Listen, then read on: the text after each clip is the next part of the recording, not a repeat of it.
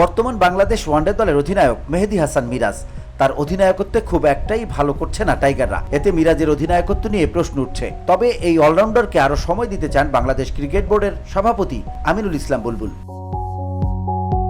বৃহস্পতিবার মিরপুরে গণমাধ্যমের মুখোমুখি হয়ে বুলবুল বলেন, সবাই জানি মিরাজ একজন ক্যাপ্টেন ম্যাটেরিয়াল, ওকে একটু সময় দিতে হবে। খেলায় তো জয় পরাজয় থাকবেই। অধিনায়কের মধ্যে যে ম্যাচুরিটি দেখা যায়, বোঝা যায় যে সে পটেনশিয়াল তার মধ্যে আছে।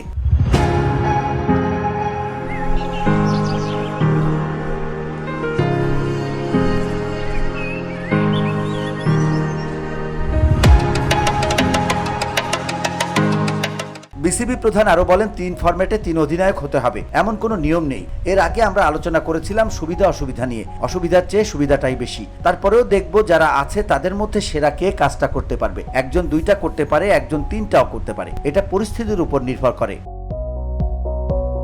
মিরপুরের উইকেট প্রসঙ্গে বুলবুল বলেন, প্রথম দুটো ম্যাচে যে উইকেট দেখেছিলাম একটু ধীর গতির ছিল। মিরপুরের মাঠটাই আমার কাছে মনে হচ্ছে একটু ধীর গতির। আগে এই উইকেটটাকে সচল করার জন্য বা পেস বাড়ানোর জন্য কিছু মরা ঘাস দেয়া হতো।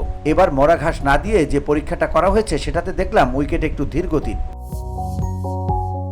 VOD Bangla news desk.